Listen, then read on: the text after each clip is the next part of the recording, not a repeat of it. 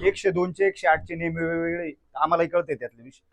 ही जी घटना घडली सर, तहसीलदार साहेबांसोबत मला डिटेलमध्ये बोलणं आले. कलेक्टर साहेबांना या विषयावर आम्ही निवेदन दिलंय. आमची मागणी याच्यात अशी का जे दोषी असतील त्यांच्यावर कारवाई व्हावी, याची चौकशी समिती गठीत करण्यात यावी. इथं त्या दिवशी सर 1 तास घालवलेला आहे. अँटीव्हेनम त्याच्यामध्ये असं लिहिलंय की व्हाईल एकच दिली, असं लिहिलंय. खरोखर दिली का नाही कोणाला माहित नाही. प्रत्यक्षदर्शी लोक जे होते सर, प्रत्यक्षदर्शी लोक जे होते त्यांचं असं म्हणणं आहे, ज्या काही गोडे मॅडम नावाच्या मॅडम आहेत तुमच्याकडे कामाला, त्या मॅडमला 20 मिनिटं लागले वेनफ्लो लावायला. त्या रूम मधून यायला 20 मिनिटं लागली. असे 40 मिनिटं त्यांनी याद घालवले. अँब्युलन्सचा विषय हा थर्ड पार्ट नंतर क्रिएट झाला. परंतु अगोदर ज्या त्या स्टाफच्या चुका, एकच सिस्टर आतमध्ये होती, ती मॅडम दुपारी रेस्टला गेल्यानंतर तिला इमर्जन्सी कळालं नाही किती वेळात यावं. आणि याच्या पुढचं सांगतो सर, मी यापूर्वी मॅडम सांगितलेलं आहे, अत्यंत गंभीर विषय. मी एक दिवस इथं नाना आलो, पोपटरावची आई आणखी 2 महिला, त्यांचा मला फोन आला. मला म्हणे की बाबा भाऊ आम्हाला सलाईन लावत नाही, तुम्ही 2 मिनिटात या. मग मी फाटीवरून आलो. त्या मॅडमला विनंतीपूर्वक मध्ये मी म्हणतोय, मॅडम इथला स्टाफ होता, हे होते, यांना विचारा. त्यांना म्हणतोय, मॅडम माझी विनंती, यांचं म्हणणं आहे त्यांना जुलाब होत आहे, त्रास आहे, तर म्हणताय सलाईन लावायचं तर लावा बाबा. ते म्हणे तुम्ही डॉक्टर का मी डॉक्टर? म्हटलं मॅडम तुम्हीच डॉक्टर आहे, मी कुठं काय म्हणतोय, पण लावा बाबा. ते म्हणत तुमच्यासारखे ना 4-5 त्रास देणारे कार्यकर्ते दर गावात असतात, त्याच्यामुळे ते यायचं नाही परत. डायरेक्ट या भाषेत मला. अहो म्हटलं मॅडम असं काय बोलताय तुम्ही? म्हणलं माझाही दवाखाना आहे, मलाही कळतं यातलं, तुमचा आहे ते पेशंट घेऊन जा म्हणे तिकडे पाठव. या भाषेत डायरेक्ट मी सरांना फोन केला. म्हटलं एवढं ॲरोगंट, ही कुठली पद्धत आहे बोलण्याची बुवा? आम्ही येतो म्हणजे आपल्या गावासारखं चांगलं गावच नाही, आम्ही कधीच त्रास देत नाही दवाखान्यात येऊन कोणाला किंवा कुठलाच कार्यालयात त्रास नाही. आमच्या गावासारखं सगळ्यात महत्व आहे. हे जर मोठ्या घरचं असतं ना, कोणाचं आतापर्यंत फुडून तुडून मोकळं झालं असतं. हे गरीबाच्या घरचं लेकरू आहे. विषय कोणता? हे गरीबाचं लेकरू आहे. सगळ्यांचा अन्याय चाललाय. गिरगाव त्या दिवशी तुम्हाला व्यथा झालंय, ज्यावेळी मी तुम्हाला निवेदन पाठलं तुम्हाला वाईट वाटलं मॅडम, तहसीलदार साहेबांना वाईट. आमचं म्हणणं आहे चौकशी समितीत गठीत व्हावी. सगळ्यात प्रमुख आमची मागणी, त्या मॅडमचं निलंबन करण्यात यावं. ती मॅडम निलंबितच झाली पाहिजे. ज्यांना स्वतःच्या कामाच्या विषयी प्रेम नाही, आपुलकी नाही किंवा काम करतात नाही, असा स्टाफ इथं नकोय.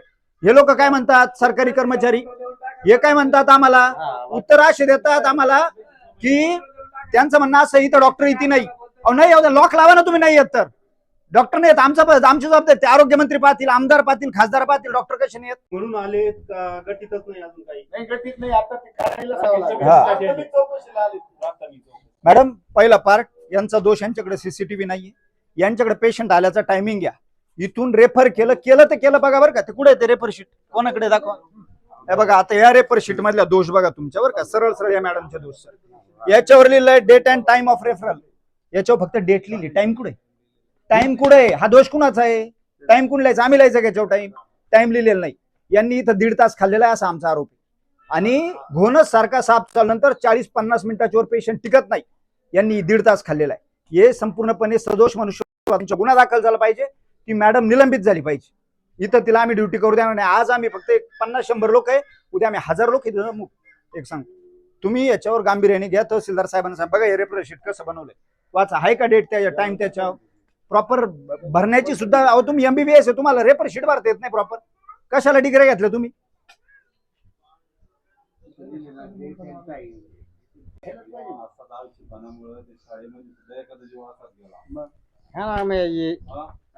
आता मला फोन येतात तालुक्यात ना, आता मला अधिकाऱ्यांचे नाव नाही घ्यायचे, मला फोन येतात, जाऊ दे बाबा ते आमच्या आशा आहे, नातेवाईक आहे, नका बा तीव्र. अहो नका म्हणजे गरीबाचं पोरग गेलंय, नका म्हणजे काय झाली? चूक म्हणजे काय? मारून टाकलं म्हणजे चूक?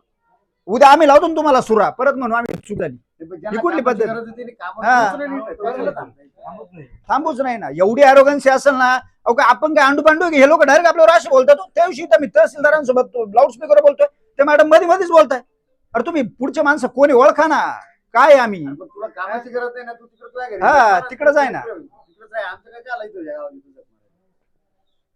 असं नाही चालणार.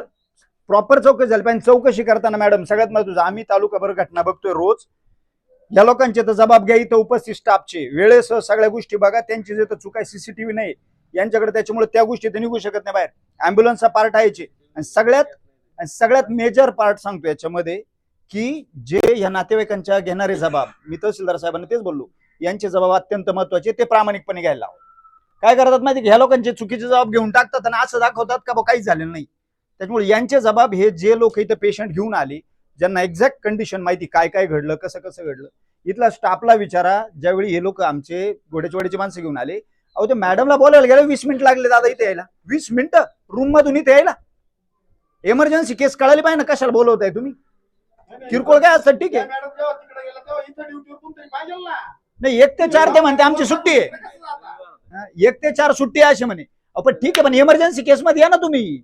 सुट्टी म्हणजे काय. सुट्टी जरी असली लगेच यायला पाहिजे. लगेच यायला पाहिजे ना. लगेच यायला अहो आल्यावर ते म्हणताय यांना ते सलाईन व्हेन फ्लो लावतात ना, ज्यात इंजेक्ट करतात.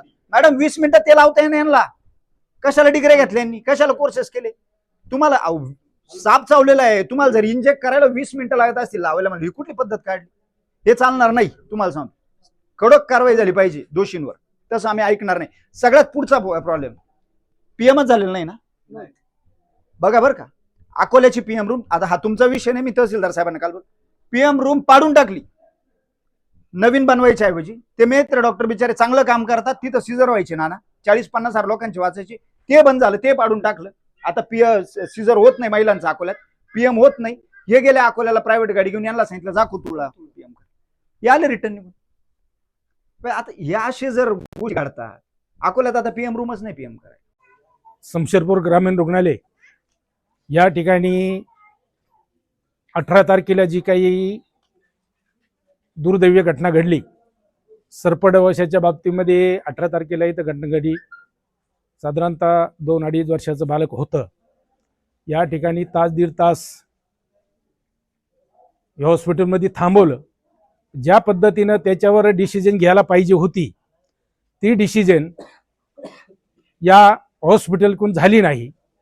आणि ॲम्ब्युलन्सच्या बाबतीमध्ये सातत्यानं या ठिकाणी अशा पद्धतीचा इथं या कारभार चालू आहे. 1.5 वर्षापूर्वी माझ्याच मुलासाठी सरपडाव झाला होता, त्याही वेळेस असाच प्रकार घडला. शेवटी पदरगाडी करावी लागली आणि इथून अकोल्याला न्यावं लागलं. इथला सातत्यानं कारभार हाच चालू आहे. म्हणून ग्रामपंचायतीचे सर्व सरपंच उपसरपंच त्यांचे सर्व सदस्य, सोसायटीचे मेंबर, आम्ही सर्वच इथं जमलेलो आहोत. ग्रामस्थ मंडळी सर्व जमलेली आहे. याच्यामध्ये जर सुधारणा नाही झाली, आणि आमची मागणी अशी आहे की याची समिती गठीत करून याची सखोल चौकशी झाली पाहिजे. जे दोषी आहे यांच्यावर कारवाई झाली पाहिजे. आणि जर याच्यावर सुधारणा नाही जर झाली तर याचा बाकी या विभागामध्ये उद्रेक झाल्याशिवाय राहणार नाही. मग त्याचा पुढचा परिणाम जो होईल त्याला जबाबदार सर्वस्व शासन राहील, असं ग्रामस्थांच्या वतीनं आम्ही आज सूचना देत आहोत. वरपे मॅडम या ठिकाणी आलेले आहेत. त्यांच्या पुढे ग्रामस्थांनी समस्या सांगितलेली आहे. 18 तारखेची जी घटना घडली त्या संदर्भामध्ये चौकशी समिती नेमण्याचा आग्रह ग्रामस्थांचा आहे. आणि चौकशी समिती नेमून जे त्यात दोषी असतील त्यांच्यावर निश्चित स्वरूपामध्ये कारवाई झालीच पाहिजे. दुसरी गोष्ट अशी की 102, 108 हा जो कायद्याचा भाग आहे, डॉक्टर साहेब इथं काकड साहेब आहेत यमो, मी त्यांना सांगू इच्छितो सर, यापूर्वी या ठिकाणी राठी म्हणून डॉक्टर होते. ज्या वेळेला सलाईन नसतील किंवा काही नसतील तर ते असा एक माणूस होता तो की स्वतःच्या पदर पैशांनी तो घेऊन येऊन विलास त्या मिनिटाला तो करत होता. आणि ही माणुसकीचा, आणि आपण ज्या कार्यक्षेत्रात आहात त्या कार्यक्षेत्रातून ती आपली जबाबदारी आहे, नैतिक जबाबदारी आहे. पगार काय मिळतो काय नाही, काय त्याच्यातून मिळणार आहे काय नाही, हा भाग बाजूला आहे. परंतु समोरचा आजारी माणूस, त्याच्या चेहऱ्यावर जे दुःख आहे त्याचं हास्य निर्माण करण्याची कला ही तुमची आहे. आणि ते हास्य निर्माण करण्याचं काम पूर्णपणे पूर्ण स्टाफचं आहे, नुसतं एकट्या डॉक्टरांचं आहे असं मी म्हणत नाही. नर्सेस असतील, त्याच्या स्वीपर पासून तर सगळ्यांपर्यंत सगळ्यांची ही जबाबदारी आहे. आणि ती जबाबदारी प्रत्येकाने निश्चितपणे चांगल्या प्रकारे इथे निभावी. तुम्हाला कुठल्याही प्रकारचा ग्रामस्थांचा कधी त्रास झालेला आहे असं मला तरी ऐकायला आले नाही. आणि तुम्ही कधी त्रास झाला असेल तर तुम्ही आमच्या कानावर घाला. त्रास देणारी माणसं इथं कुणीही नाही. इतकं 18 पगड जातीचं गाव असताना देखील सगळ्या गोष्टी सामोचाराने चालतात. आणि त्या ठिकाणी तुम्ही सुद्धा त्या माणसांचा, या विभागाचा विचार करून माणुसकीच्या हिशोबाने चाला. नुसता कायद्याचा हिशोब. आणि डॉक्टर तुम्ही आहात, तुमचं मेट जे काय स्टाफ असेल, ज्यांना इथं परवडत नसेल किंवा ज्यांना इथं सजा म्हणून वाटत असेल त्यांनी त्यांची बदली करून घ्यावी. त्यांनी काही इथं थांबलंच पाहिजे अशी काही सक्ती नाहीये. पर्यायीने दुसरी कोणती माणसं आणायची, काय आणायची ते शासन आणि प्रतिनिधी ठरवतील. परंतु ज्यांना इथं सजा वाटत असेल त्यांनी ती न थांबता त्यांनी त्यांच्या आपलं स्वतःच्या सोयीनुसार निघून जावं. परंतु इथं येणाऱ्या पेशंटला ही पूर्णपणे जी काही शासनाची सेवा आहे ती मिळालीच पाहिजे आणि त्याच्यासाठी आम्ही आग्रह राहू. ज्या ठिकाणी जर तुम्ही चुका करणार असाल तर त्याची सजा मात्र तुम्हाला होईल, हे भविष्य काळातलं बोध आजच तुम्हाला सांगतो. कारण यापुढे आता पूर्वीचा जो लोक होते की तुमच्याकडनं वाद नाही चाललं तर तिकडे गावात जायचं. आम्हालाही कळतं की MBBS MS अशी माणसं इथं आहेत, तिथं आम्ही ज्यांच्याकडे काहीच नाही क्वालिफिकेशन त्यांच्याकडनं उपचार घेतोय. ते जर नीट करू शकता तर मग तुमचं एवढं मोठं शिक्षण काय कामाचं. सर्वसामान्य डॉक्टर जर तिथं आमचा BMS झालेला माणूस आणि BHMS झालेला माणूस जर रिपेअर करत असेल तर तो पेशंट इथं नीट होत नाही, म्हणजे याचा अर्थ तुमचं दुर्दैवानं तुमच्या शिक्षणाचा तो अपमान आहे. हा आमचा आजचा निर्णय. त्याच्यानंतर जी आता मॅडम उडपे मॅडमना सांगितले त्या पद्धतीने त्यांनी चौकशी समिती नेमून त्या दिवसाच्या दोषीला मात्र सजा झाली पाहिजे, याच्यात काही बदल होता कामा नये. जे काय असेल ते तुम्ही आता इथं ग्रामस्थांचं म्हणणं ऐकून घेतलेलं की चौकशी समिती नेमा. चौकशी समिती नेमून चौकशी समिती समोर त्यावेळेला स्थानिक कोण होते, ज्यांचे पेशंट होते ते येतील. अजून कोणी लोक गरज पडेल तर त्यावेळेला ते हजर राहतील आणि ते सर्व जबाब होतील आणि त्या पद्धतीने कामकाज लागेल एवढी आशा या ठिकाणी आता मी व्यक्त करतो. आणि याची दखल मीडियाच्या माध्यमातून माननीय जिल्हाधिकारी, तहसीलदार, प्रांतसाहेब या सर्वांनी घ्यावी. कारण जितकं आदिवासी पट्ट्यामध्ये जेवढं सोपं काम वाटतं तेवढं ते अवघड पण असतं, हे पण लक्षात घ्या. जेवढं तुम्हाला सोपं वाटत असेल की हे लोक काय करणार आहे आपण दाबून नेऊ, तर तसा प्रकार होणार नाही. दाबून नेण्याच्या प्रयत्नात जास्त उफाळून येईल. ज्या वेळेला एखादी झाकण आपण दाबायला जातो त्यावेळेला ज्यावेळेला ते बसणार नसेल तर ते जादा जोरात उठतं. तसा प्रकार लोकांचा या ठिकाणी उद्रेक होऊ नये याची दक्षता घेतील अशी अपेक्षा आहे. एवढं बोलून मी थांबतो. त्या दिवशी 18 तारखेला जी मुलाची इमर्जन्सी घटना झाली ती वाईटच आहे, परंतु आपल्या ग्रामीण भागामध्ये इमर्जन्सी ह्या केसेस होतच राहतात. त्या डॉक्टरांनी सर्वांनी त्या व्यवस्थित केल्या पाहिजे. आपणही चौकशी समितीची मागणी केली, ती चौकशी समिती त्यांनी नेमली पाहिजे तहसीलदारांनी आणि सदोष पद्धतीने त्याच्यामध्ये चौकशी झाली पाहिजे. नक्की या प्रकरणामध्ये दोषी कोण आहे. सर्पदंशामुळे इमर्जन्सी आपले माणसं दगावत आहेत, त्यांना वेळेवर मदत मिळाली पाहिजे, ॲम्ब्युलन्स मिळाल्या पाहिजे, वेगवेगळ्या सुविधा त्यांना वेळेवर मिळाल्या पाहिजे, कारण दवाखाना आपला आहे.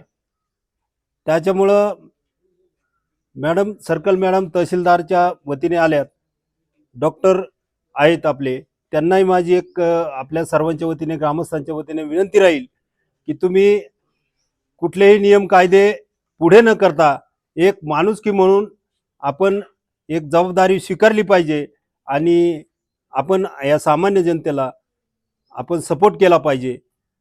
कारण आज पावसाळ्याचे दिवस आहे, प्रचंड वातावरण वेगवेगळ्या पद्धतीने गेलेलं आहे. सर्पदंशाचे केसेस आता पुढे भरपूर येतील. हे इमर्जन्सी ज्या इमर्जन्सी केसेस आहेत त्या सर्व केसेस आपण विनाविलंब लावता हाताळल्या पाहिजे अशी आपण सर्व ग्रामस्थांच्या वतीने त्यांना एक विनंती करूया आणि मॅडमला विनंती करूया की सदोष कोणत्याही दबावाला बळी न पडता, कुठल्याही दबावाला तुम्ही खतपाणी न घालता तुम्ही एक सदोष पद्धतीने त्याची चौकशी केली पाहिजे आणि आमच्या गरीब माणसांना तुम्ही न्याय देण्याचं काम कराल अशी मी विनंती करतो. 18 तारखेला जी घटना घडली, खरं तर ही घटना अत्यंत निंदनीय आहे. या ठिकाणी आज सह्याद्री आदिवासी ठाकर समाज संघटनेचे राज्याचे नेते सोमनाथजी मेंगाळ साहेब यांनी जो काही उल्लेख केला, खरं तर या गोष्टीवर जर काही कारवाई होत नसेल, संबंधित या ठिकाणी नेते मंडळी सुद्धा या ठिकाणी बोलले. मी या ठिकाणी एवढंच सांगेल, ना जात ना पात, भविष्यात जर या ठिकाणी सुधारणा जर झाली नाही, पाऊस सुरू झालेला आहे, या घटना वारंवार घडणार आहेत, या ठिकाणी जर लस उपलब्ध होणार नसेल, या ठिकाणी जर जीव जाणार असेल, या ठिकाणी फक्त पगारासाठी आणि खुर्च्या उभावण्यासाठी या ठिकाणी जर पदाधिकारी या ठिकाणी जर येत असतील तर या ठिकाणी या गोष्टी अजिबात सहन केल्या जाणार नाहीत. आम्हाला माहित नाही 101 102 अँब्युलन्स, आम्हाला इतकंच माहित आहे या ठिकाणी पेशंट अत्यंत त्या पेशंटला गरज आहे इमर्जन्सीची, जी गाडी उपलब्ध असेल त्या गाडीमध्ये असलेल्या पेशंटची व्यवस्था करावी आणि पुढल्या सुविधेसाठी त्यांनी पाठवावं. अनेक वेळा अनेक घटना घडलेल्या आहेत. अनेक या ठिकाणच्या नेते मंडळींना वेगवेगळ्या पद्धतीत माध्यमातून वेगवेगळे शब्द वापरलेले आहेत. मला या ठिकाणच्या अधिकाऱ्यांना सांगायचंय, हा आदिवासी पट्टा शेतकऱ्यांचा पट्टा रात्रंदिवस काबाड कष्ट करतय. आज आम्ही या ठिकाणी मोकळ्या हाताने आलोय. रात्रंदिवस काबाड कष्ट करत असताना आमच्या हातामध्ये नेहमीच पावडर, टिकाव अनेक प्रकारच्या वस्तू असतात. ही या ठिकाणची जी काही वास्तू आहे आमची सर्वांची हक्काची आहे. उद्या भविष्यामध्ये जर या ठिकाणी व्यवस्थित सुविधा दिली जर जाणार नसेल तर आम्हाला उद्या हातामध्ये दांडके घेऊन तुम्हाला ह्या गावातून या दवाखान्यातून बाहेर काढावं लागेल. ही व्यवस्था या ठिकाणी चालून दिली जाणार नाही तुमच्या मर्जीनुसार. या ठिकाणच्या ग्रामस्थांच्या वतीने मला सांगायचंय, या ठिकाणच्या रंजल्या गांजल्या सर्व ग्रामस्थांच्या वतीने सांगायचंय का भविष्यामध्ये आम्हाला या ठिकाणी जर यायचं असेल तर या ठिकाणी आलेला पेशंट दुखी असेल तो हसत घरी गेला पाहिजे आणि आपलं सुद्धा या ठिकाणी स्वागत केलं जाईल. पण जर सुविधा जर उपलब्ध नसतील तर नक्कीच तुम्हाला भविष्यामध्ये या ठिकाणी राहू दिलं जाणार नाही, एवढंच या ठिकाणी सांगतो.